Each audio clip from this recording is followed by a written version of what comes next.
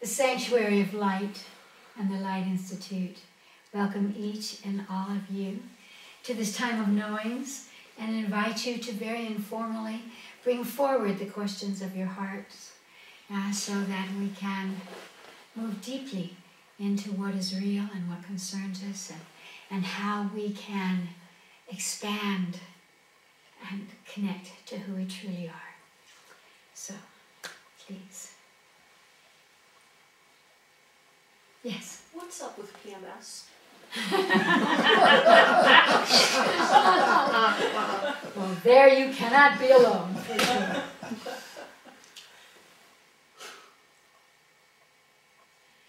You know, on the most primordial level, what I would say is that as you go through that moment when you are fertile, and the body's saying, maybe, maybe, and then, nope, not this time, not ever.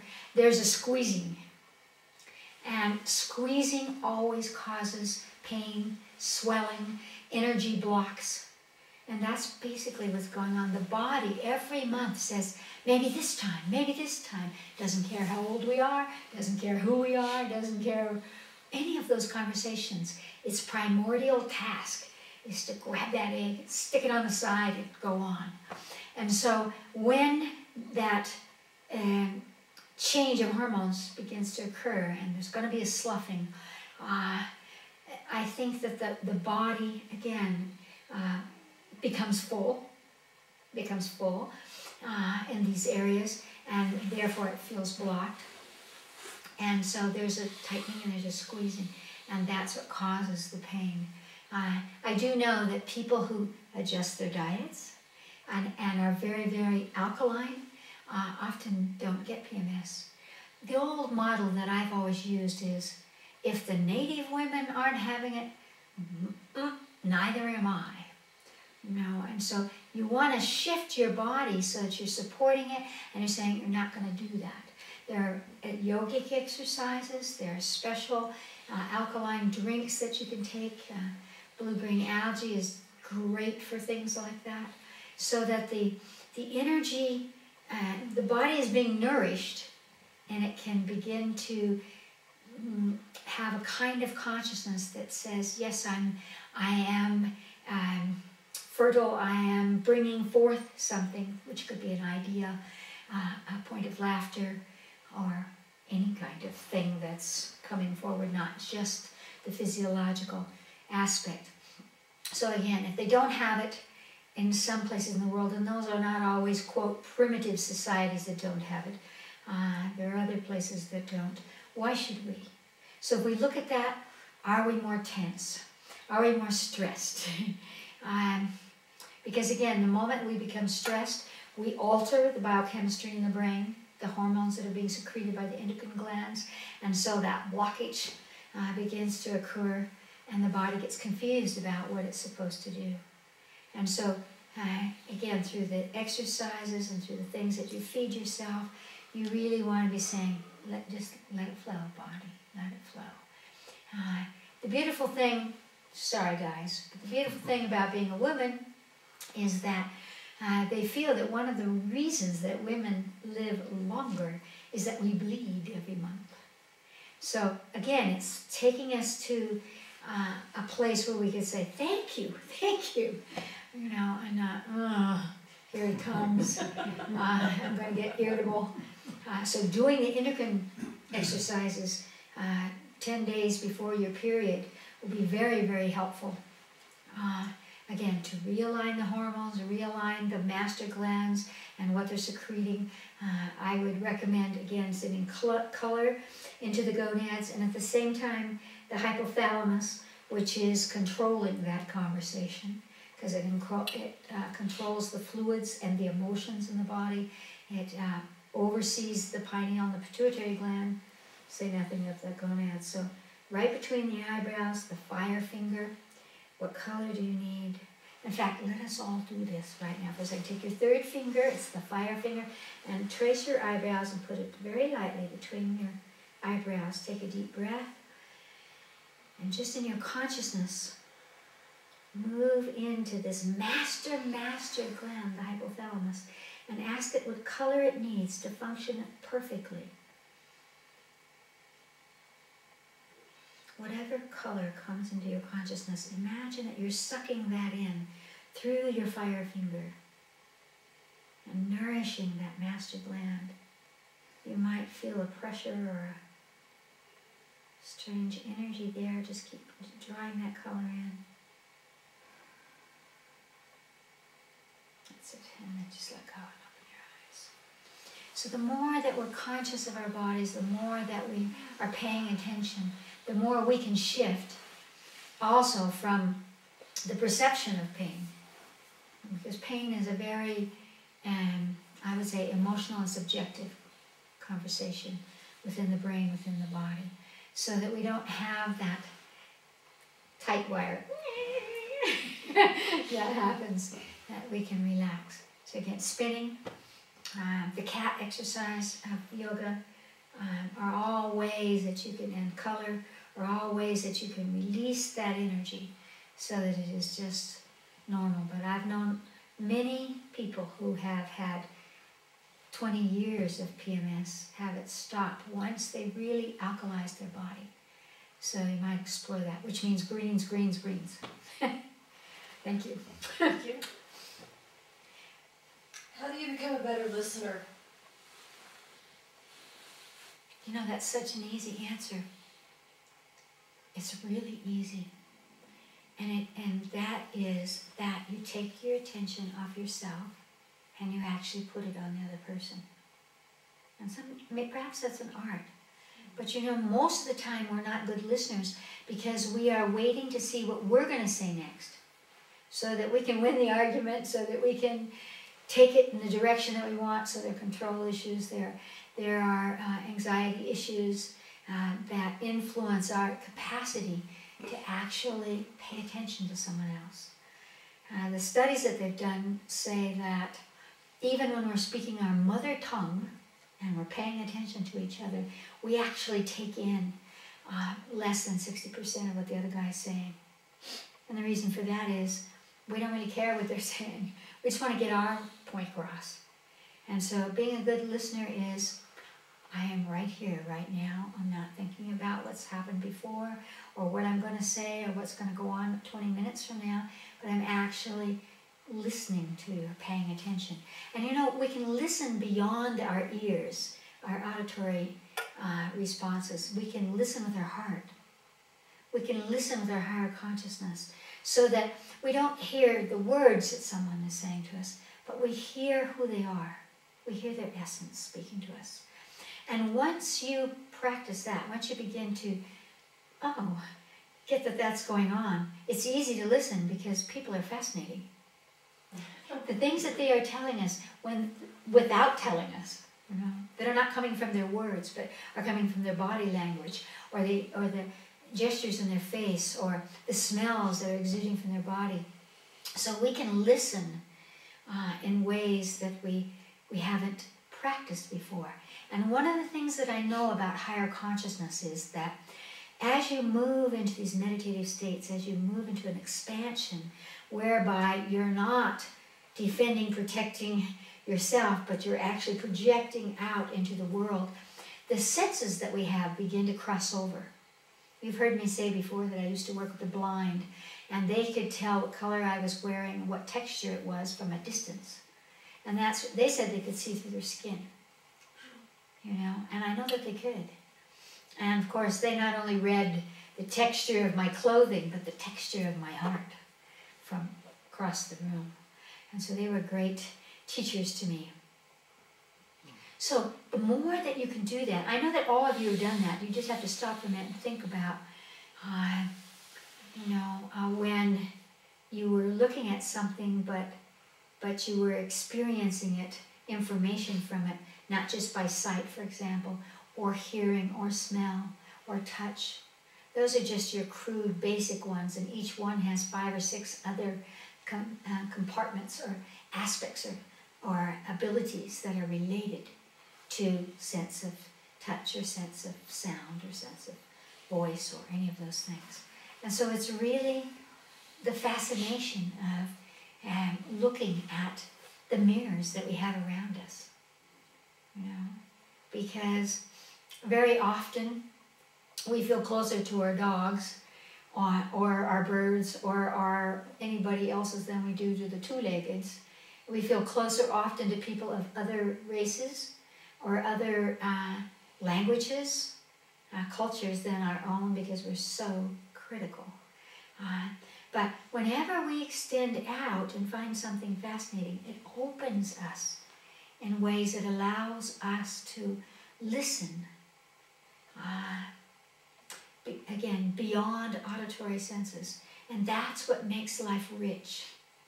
You know, that's what telepathy is. That's what those higher levels of cognizance are.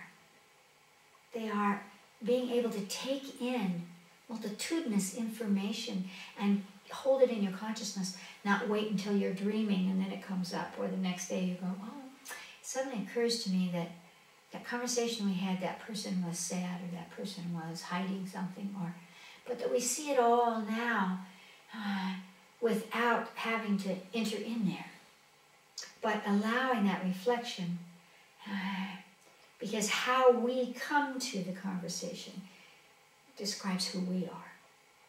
The grace with which we can listen describes us to ourselves. So listening is actually very easy. Once we can take away the anxiety or take away all of the learned kind of conversations about relationship. And we can just be there, invisible or visible, or all of the places and choices that we have to move back and forth with someone. Listening, the silence of listening can be a profound experience for you and the ones you're listening to, because it expands you. It's like, you may notice, I notice that you're all still pretty much in a meditative state. And I don't know about you, but I can hear the highway out there. And I can hear what's going on with the wind. We can all do that and converse with each other at the same time. This is where we want to be. This allows us to be really present. And then we're not overwhelmed by life. We're not overwhelmed by what's going on around us. We're just, aha, there's that, and there's that, and there's that. And so we can embrace it.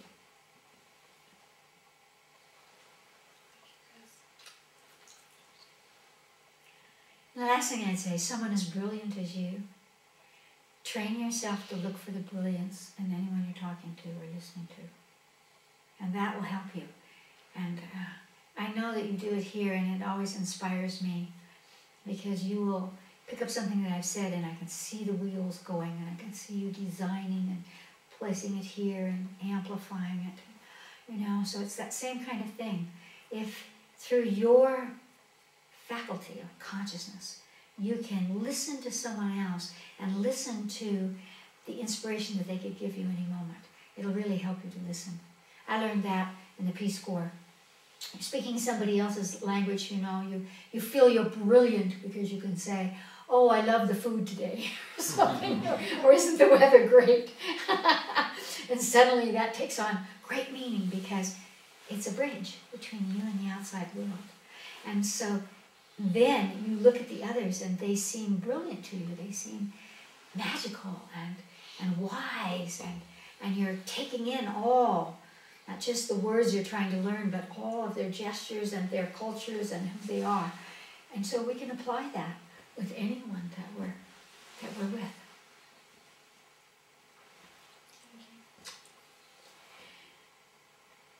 Since we're talking about PMS, there are two concerns I have. One is, ever since being a little grasshopper, I really wondered, in looking at the Bible, why is the United States not part of the end-time prophecies? Doesn't appear, not part of it. And now we're looking at all this going on in the Middle East. It's like, what else do we need to hear? You know, the birds dying, the fish dying, the chemtrails. I mean, everything that's happening in this on the planet points to right this minute. That's one concern about what's happening right now in the Middle East. The other concern is my response to it. You know, rather than how do we make it through, my consideration is, what do I do?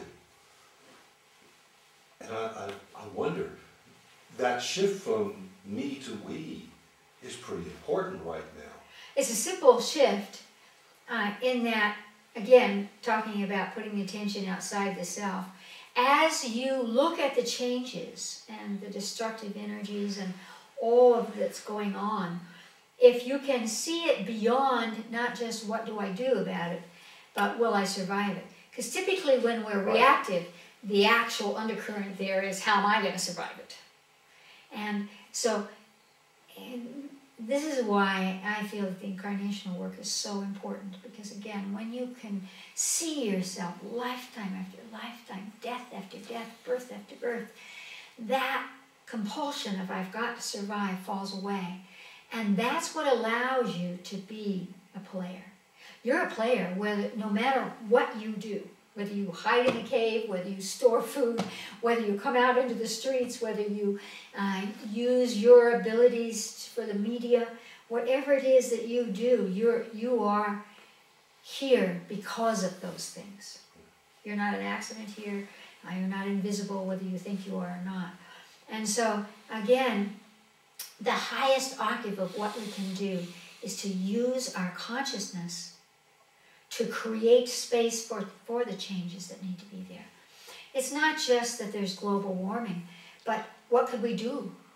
We can do things with our consciousness as well as march in the streets, write the government, all those things which I highly support. But even more importantly is to recognize that if you extended your consciousness out, for example, I was seeing today that I'm going to Brazil in a couple of weeks because there have been disasters in Brazil. In one part of Brazil, in the other part of Brazil, the rainforest is having droughts, which could cause a complete change in our carbon dioxide and oxygen levels on the planet. And so our survival depends on those rainforests. What can we do? What we can do with our consciousness is to actually bring the rain to the rainforest there. We can do this. We can do this. It's been shown again and again and again. I personally experienced it hundreds and hundreds of times, whereby simply focusing on the rain, even, and very often I've done this with my students, through a map. Just put your finger on the place. And through putting your finger on the place, you can pull the energy down into that place and allow the rain to be there. The rain wants to rain. So if it gets a little magnetic over here, that's all right. We have the consciousness, the capacity to do it. We have permission to do it. And so what we want to do is to look at what's going on and listen to our own higher selves. What's a causative factor? What is something that can support the changes so that the earth can do it? We're not controlling it, but we're lending energy to the earth's energy of balance. And so look for places inside you that are afraid, that feel fear. That could be about economics. It could be about your own body's health. It could be about, we've just had a surprise here in New Mexico, almost, and I've lived here 40 years, and I would say pretty close to record lows here. It really gives us a sense of, the hairy mammoth with the grass in his mouth, that was found flash frozen way back when because of an ice age. We can get a sense of, wow, what could happen. First thing that came to my mind on that first cold night is imagine the people who have no shelter, who are freezing to death, who are huddled around the world. Maybe that's something that they are choosing on a soul level. There's always some purpose in that. But if I have awareness of it, then I have something to give. I can extend energy to warm them. Again, we are coming to such an exciting time. Think of the lamas sitting in Tibet, melting the snow around them, half naked, not feeling cold. If one human can do it, all humans can do it. So we can hold images in our consciousness, we can hold perspectives and extend those out. It might just simply be, may all the people without shelter find shelter. And by your focusing out there, you never will know that someone will stumble across a hole in the ground, or a person, or something that will protect them, that will give them life, that will allow them to be grateful for their life, which might right there change their karma, change their purpose in life. And so we have to begin to imagine and to trust and to play with all those possibilities that are waiting for us to simply put your attention on. When you listen to the news media talking about this is happening here, this is happening there, your choice could be, what color do they need from me? Here's how I help that. Listening to your own inner wisdom, how can I participate? We don't have to be physically present. Our presence is felt everywhere. That's what telepathy is. That's what all of these higher octaves of consciousness provide for us. And it won't be too long before we'll really be able to use them. Being able to move, bilocate, all of those things that are available to us. They only await our sense of purpose with them. And all of that sounds like it starts with this expanded perspective. Not the little perspective of I'm afraid I need to take care of That's right. myself. But they dance together. They dance together. In the same way that when you're learning healing, the first thing that you become aware of is that as you heal yourself, you heal others. As you heal others, you heal yourself. So there is that dance that goes on between you and the outside world. Again, the more that you put your attention on, oh, let me send some warmth over here, or a frequency of light over there, the more your fears fall away, and the more that you become centered in your life purpose, and the more peaceful you are. When we trust ourselves, we trust nature, and we trust purpose. And so, yes, we have to come away, and I talk about that all the time, we have to come away from, I have to survive, that survival primordial energy, because it does not serve humanity at this time on the planet. Again, we have to acknowledge that our concern for the global heating, warming, all of that is about our own survival. Because in the end, the planet will just get rid of the two-leggeds. Earth will be here. Whether we'll be here as a species depends on how we interact now, how we learn to go back.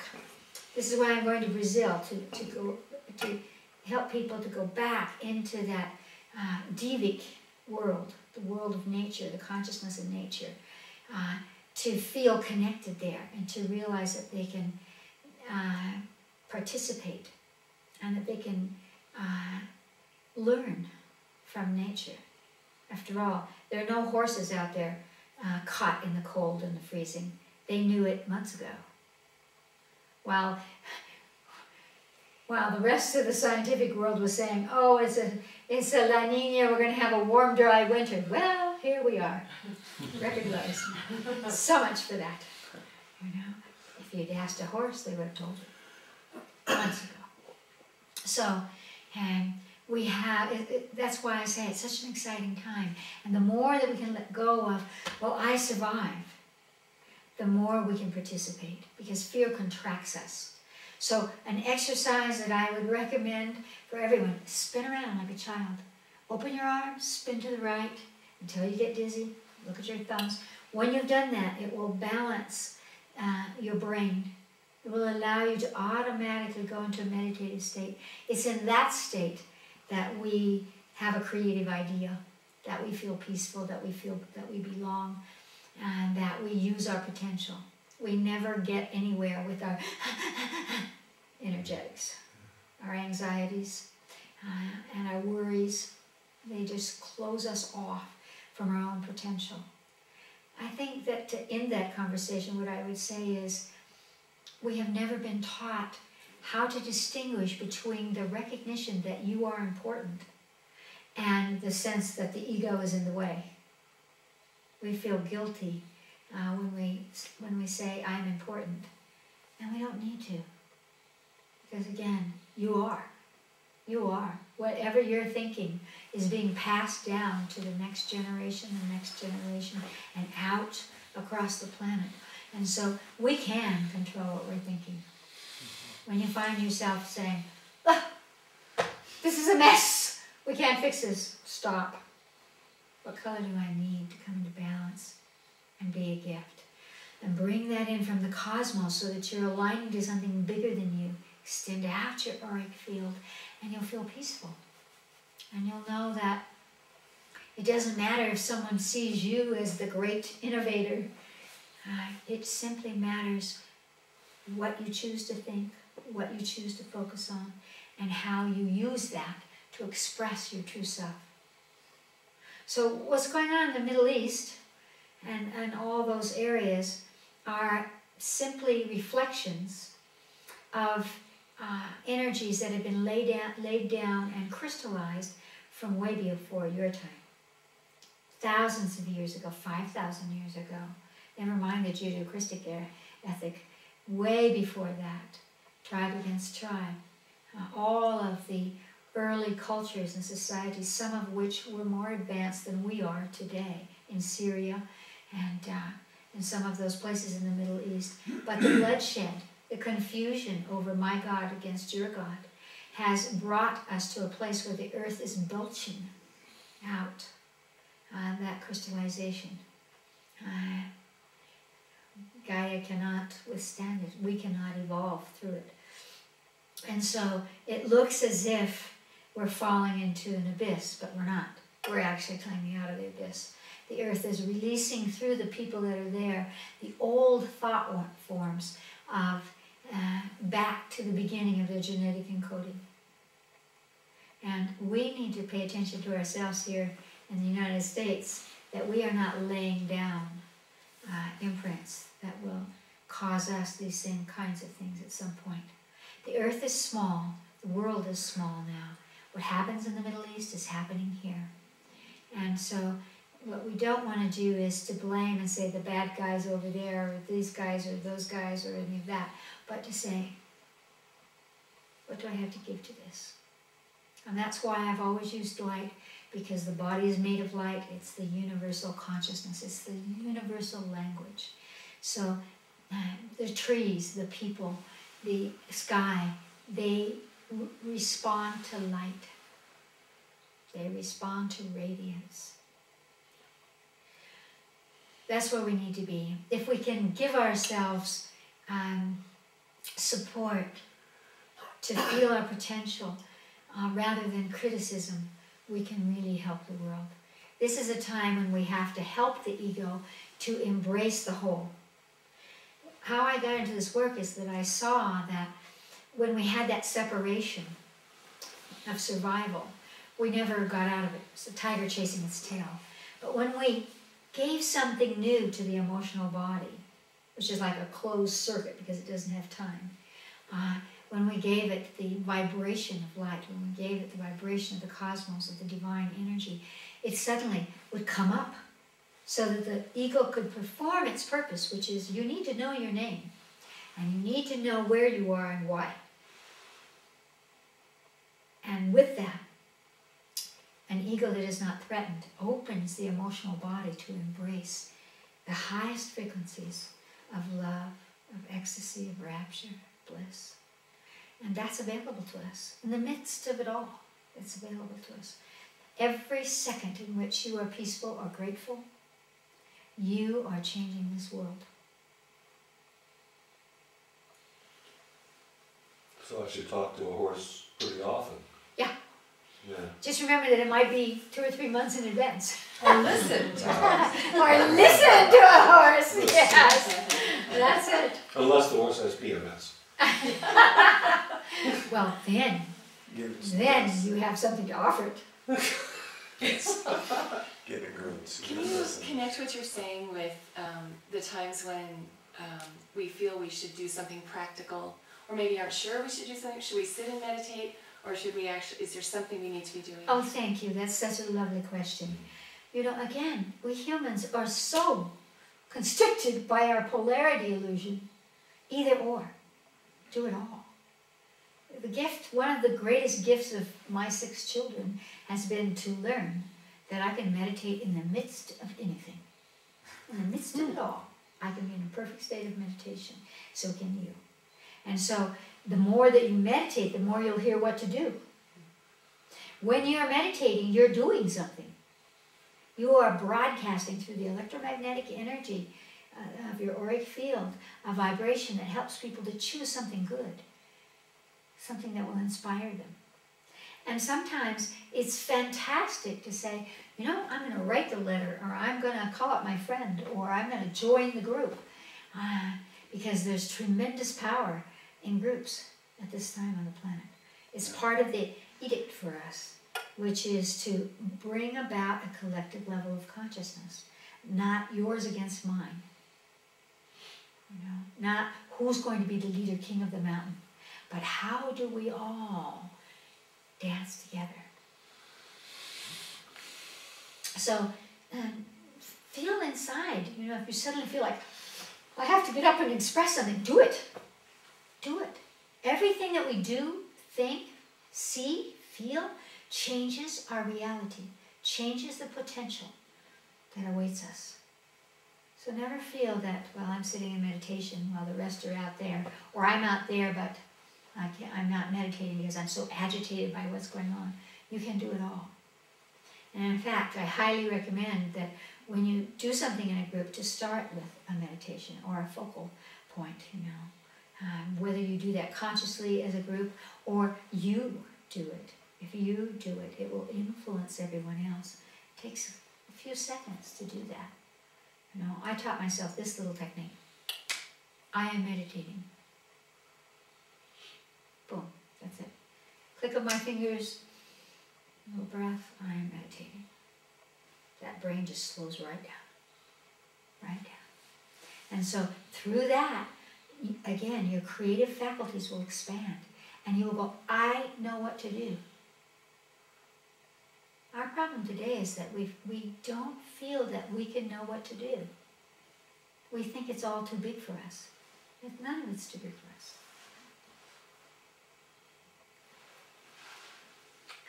Practical? I am a very practical person. You know, practical and practice dance together. You know, we have to put it in form. That's why we're in body. We've come here to put it in form. The divine, infinite, formless depends on us for evolution. Form can be your thought. Form can be a gesture. Form can be your meditation. Form can be any expression. It's when we take in the raw energies and we lock them in to something. That's practical. And it necessitates practice.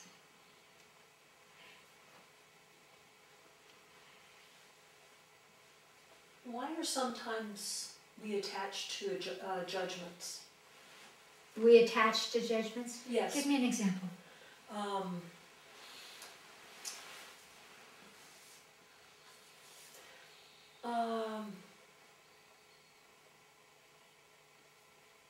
Like people who, you know, like when I talk about envisioning peace, they'll say, oh, but no, there's always war, there has to be war, it's human nature. And they just won't even entertain the idea of, well, what if we didn't do that? What if we did something else? So there is a choice for you there. There is a natural law which says energy flows in the direction of least resistance, which could mean for you, don't bother with them. Yeah. If they go, this is human nature, it may or may not be for you to say, but wait a minute, can we evolve human nature? You know, we are not where we were before. You against me, sword to sword. We're not there. That's not our reality. That's just an old imprint. And it may be for you to teach them, and it may not be. And so sometimes, because we have grown up with arguments, we seek and attract people who are going to resist us and create a sense of argument and frustration. How about the path of least resistance? What about the concept of being with people who believe in truth and believe in truth, believe in peace? You know, bring yourself to that and expand that. And the more that gets expanded, the more the others will come along in their own way. When I was young, I used to always want to make people get that there was such a thing as telepathy and incarnations and all of that. You know, it's irrelevant. And I work with scientists and all kinds of people today who say, you know, I don't really believe in this. Well, you don't need to. But let's be practical and let's see what it can teach you about you. Because it's you discovering it, not me, you. And for sure, it will support you and shift you.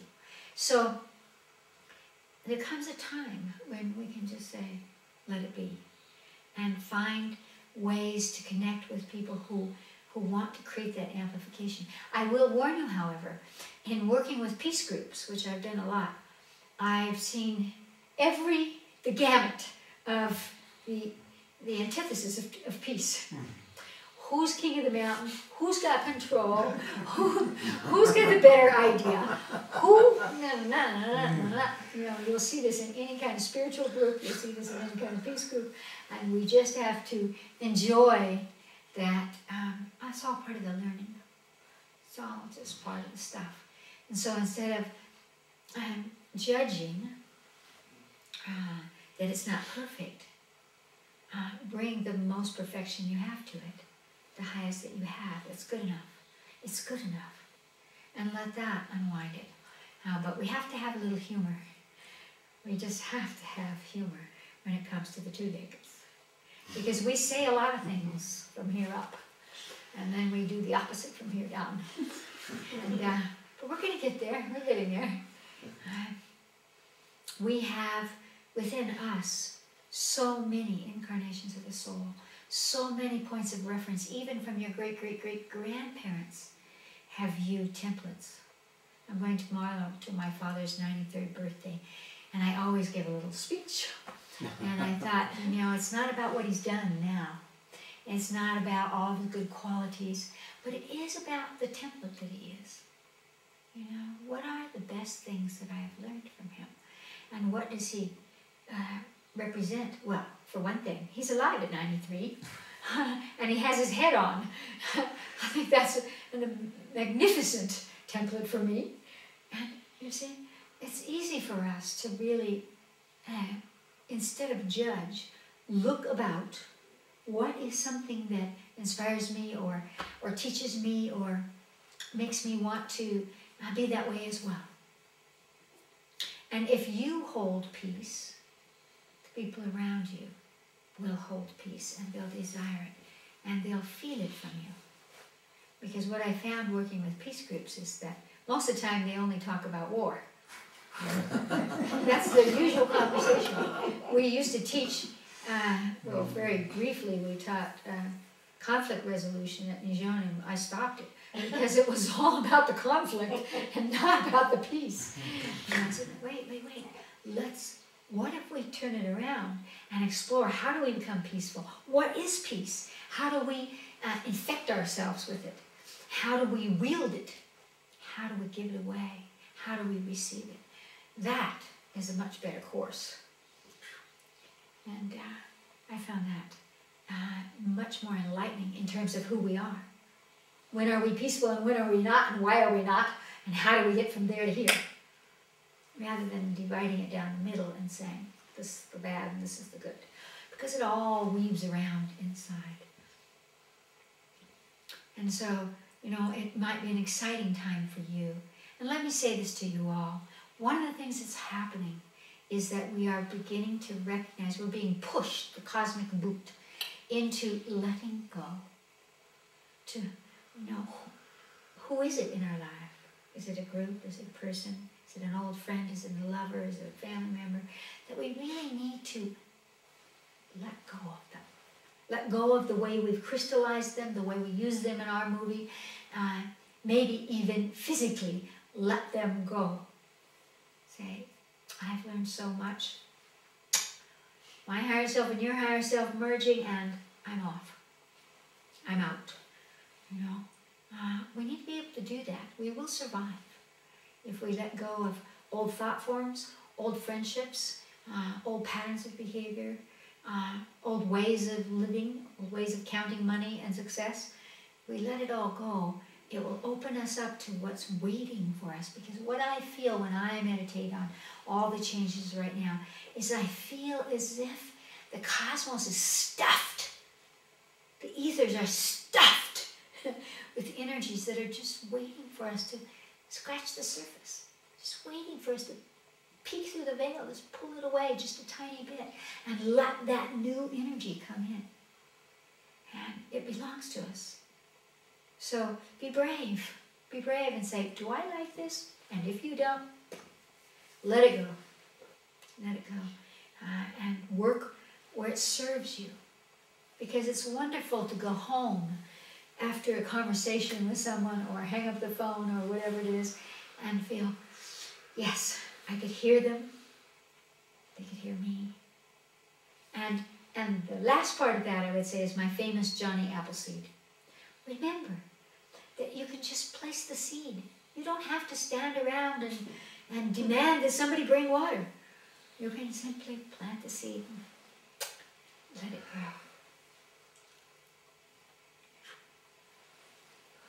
What else? What else? What else? Okay. I had asked a question before I came here, and he kind of answered it. I said, why haven't I been here before? And it was like, well, I guess it leads up to what you expressed, what was my meditation all day, which is this is the most important time in history. Yes. What happened before cannot be changed. Yeah. What will happen Is waiting. is waiting to happen. Yes. So it's right now. So I spent the time just getting this peace, but on the way it was kind of rushed, and I felt like I needed to eat because I hadn't eaten hardly anything today. So I went and got some guacamole. Mm-hmm. Put it on the dash of my car, and when I was coming on up at St. Francis around that corner, all at once it just went kawoom! And all at once it went everywhere. It was like, it kind of shook my center. I said something and I thought something that in my higher consciousness I might not have. On the other hand, you could look at it as if you were saying, I really need to eat. And the guacamole was saying, yeah, I'll have your body. We'll feed you. We'll feed your skin. We'll feed you. You know?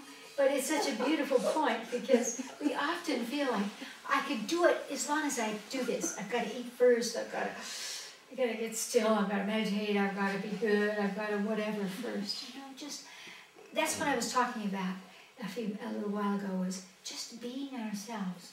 You know, if we're hungry, we're hungry. You'll probably hear my stomach growling through this. Whatever it is, you know, we can be present. But this may be a little esoteric, but let me bring a point to what you were saying, which is, you know what? The past can be changed. We are what changes the past. Yeah. And that's what's happening in the Middle East. You know, all this bloodshed, all this, my God against your God, it's all coming up. It's been there before. It's being released. And because it's being released, the earth will quiet down and its history, its memory will be changed. In our work at the Light Institute, we don't just look at a lifetime, an incarnation of the soul. We release it. We clear its imprint on us, whether it's a powerful one or a negative one, or anything in between, so that fresh energy, as you were saying, can come to us. But there is nothing that's crystallized because, and this I learned in history, it used to bug me. When you study history, you know, they say, this is what happened, And I always had this little voice that go, that's not what happened. And what about this thing over here? And what did that guy do? You know, we only know what the victors say happened in history. And so as we open ourselves to look at it energetically, spiritually, we can see that the past is still going on.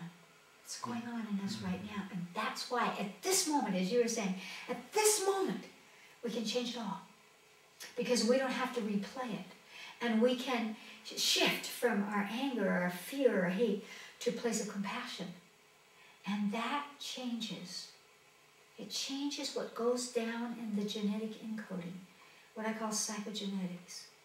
And so, again, it's such an exciting time to be here. And yes, you do need to be fed. And, you know, again, I have to comment on that.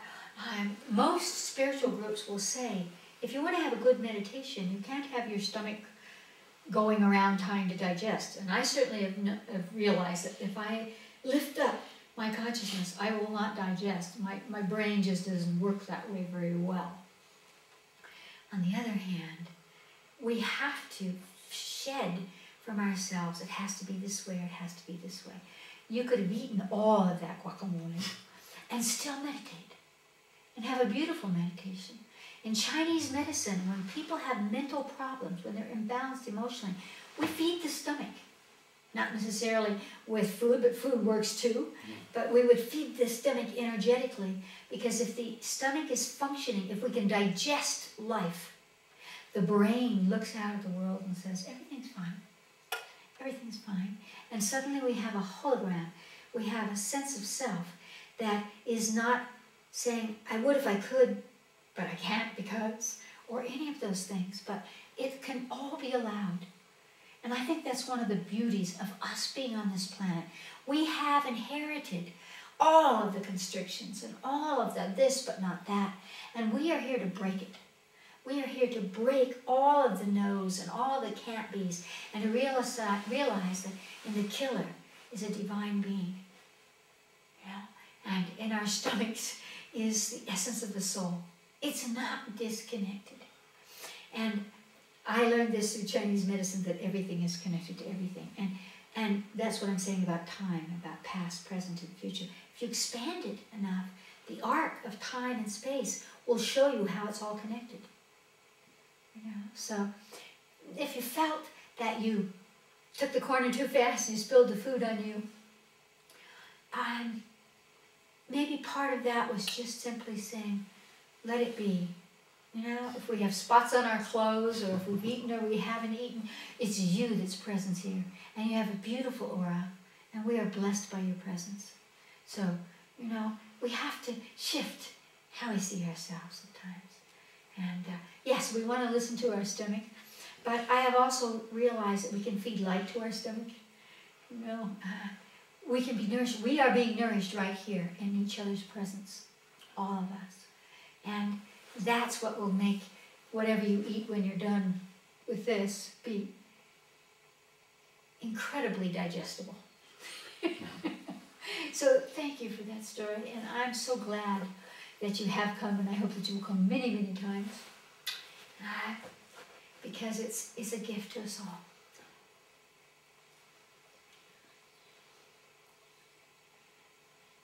I like what you said about meditating and taking action. You know, not one or the other, but Yeah. maybe it's time for both.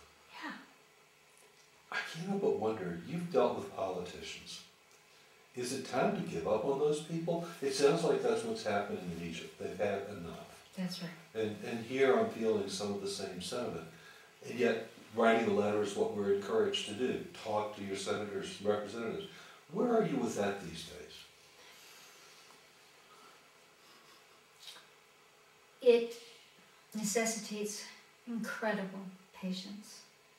Because if you look at what we have created, that's really even outside our Constitution, outside of the intent of our founding fathers. It's such, you could only say, an impossible disaster. And yet, we are learning about the expression, the voice that we have.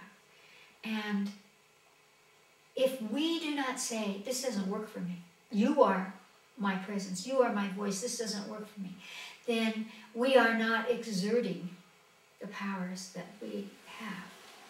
And so, yes, politics are, on one level, hopeless.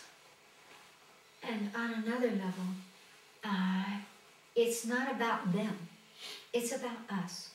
And so unless we write the letter, unless we use our voice, we cannot change this world, in effect. One of the things that's happened, you know, if you think back 40 years ago or 50 years ago, nobody ever called a politician down for anything. 150 years ago, you could kill anybody you wanted in New York. 100 years ago, you could kill anybody you wanted in New York or California or any place else. We are beginning to say, you are accountable. And that's the beauty of the media. It's a catch-22. But it's coming. It's coming. And so we mustn't give up on it and just say, well, I'm not participating anymore. What we have to do is to recognize that through our presence, we are refining. And again, if you look back in the past, we have shown considerable growth. And we are calling people on the carpet. And we are saying, you know, you're not going to get away with this because we are here and we are watching and we care. And so it can feel hopeless at times, but it's not. It doesn't always go the way we want. I gave someone some exquisite advice the other day and he didn't take it. You know, it doesn't always come out the way. Yeah, it doesn't always come out the way we want. But there's a part of me that smiles and says, again, like Johnny Apple said, you place the seed, it's going to come around, and eventually cause and effect comes into play. Every choice you make, every action that's there will create a reaction. It will create another potential, another possibility. And so truth just keeps moving as we take those steps. It moves and it changes. So I often end up talking to people in the legislature right before knowings, and I always come to knowings with that sense of how much courage it takes to be the brunt of all of that. You can't win. A politician cannot win, you know, in a way. There's always going to be someone angry at you. And so what has been my focus with politicians and that whole conversation is to, as much as possible, extend a supportive energy so that they can trust themselves. Because it's not until we trust ourselves that we're willing to say, you know, you're not going to buy me on this one. I'm not being bought. And I'm the only guy out there or the only woman out there, but this is what I'm going to say. And it's happening. It's happening. It's not happening as fast as we would like it. When I look at insurance and health care, you know, I want to get out a sword. Would that I had that capacity to just say, bombs away, guys. We're going to take this down to zero and start over. That's what we need. Will it happen that way? No. But we still must have our voices heard. And we must use our capacity to speak or to envision or to respond with all of our hearts. And it will change. It will change. And may it not be as it is in Egypt right now, but if that is what it takes, let us hold the light for all those people who are losing their lives, who have been tortured, whose family have been tortured, who are willing to say, no, not this way, not for me. And so that's when we can begin to look at where we are and where they are, you know, how brave they are, how powerful and brave they are to come to that place where my personal life is not the end all, but I will risk it all in order to make change. I feel that we will come to a time when we can make change without blood, without bloodshed. It's an old pattern. So again, the listening comes into play. Listening to the essence. We have to hear each other's fears. If you can't tell what's frightening someone, you'll never be able to comfort them. You'll never be able to take them beyond that fear to something that would make them brave enough to risk change. So often we think we see fear or greed or all of these conversations as if they were just painting on the face. They're not. They're primordial. They're profound. They belong to their great-great-great-grandparents. They belonged very truthfully to the experience that they have inherited genetically. And we have to take that into awareness if we're to understand them, if we're to hear them at all. And once we hear on those deep levels, we find that we're all actually saying the same thing, even when we would kill each other over it. We, all humans, have the same basic fears and hopes and cares. But we're unwilling to listen long enough to get down to that. So, still write the letter, Still write the letter, still make the phone call. Make the phone call and the phone call and the phone call and the phone call. One of the things that I have really recognized is you don't know. You think, for example, how many letters would it take? The phone call is really hot. Because when somebody hears somebody's voice, it really shifts them. Right away, because it's primordial. Right away, it's, I better do this. We're programmed into that.